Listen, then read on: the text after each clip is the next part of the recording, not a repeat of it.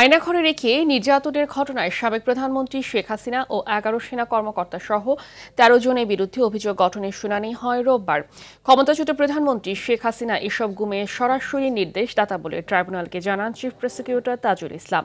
মঙ্গলবার হবে আসামি পক্ষের শুনানি। এদিকে ট্রাইব্যুনাল ২-এ জুলাই আন্দোলনে কুষ্টিয়ায় ৬ জনকে হত্যা মামলায় জাসদ সভাপতি হাসানুল হক ইনুর বিরুদ্ধে তৃতীয় দিনে সাক্ষ্য গ্রহণ হয়। জিএম মাহমুদের রিপোর্ট।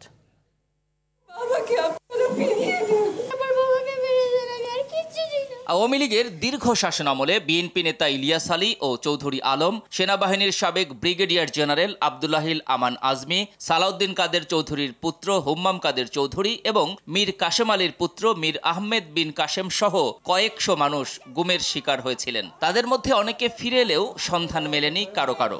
আমার সন্তান যেন তার বাবাকে ফিরে পায়, আমি যেন আমার স্বামীকে ফিরে পাই।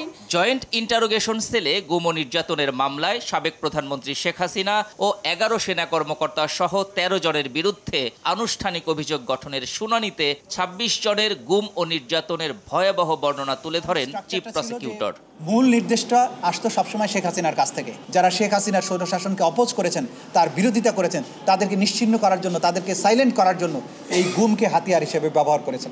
এ ধরনের অপরাধ থেকে রাষ্ট্রীয় বাহিনীগুলোকে বের করে আনার জন্যই অভিযুক্তদের বিচার হওয়া প্রয়োজন বলে জানান তাজুল ইসলাম।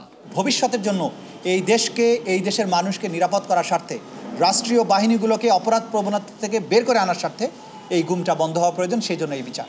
এ সময় ট্রাইব্যুনালে অপরাধীদের দৃষ্টান্তমূলক শাস্তি দাবি করেন গুমের শিকার আব্দুল্লাহিল আমান আজমি। এটার একটা দৃষ্টান্তমূলক শাস্তি হলে ভবিষ্যতে এই ধরনের আর কেউ করার ধৃষ্টতা দেখাবে না, এই উদ্দেশ্যে আমি করেছি। দেশের জন্য, দেশের ভবিষ্যতের কথা, কল্যাণের কথা চিন্তা করে আমি মামলা করেছি। তবে গ্রেপ্তার সেনা কর্মকর্তাদের নির্দোষ দাবি করে অভিযোগ থেকে অব্যাহতির আবেদন করেছেন আইনজীবীরা। ৩ জন নির্দোষ, সেটা ওই শুনানির সময় বুঝবেন এবং আমরা আশা করি মাননীয় ট্রাইব্যুনালও বুঝবেন এবং আমরা ন্যায় বিচার পাবো ওই দিন।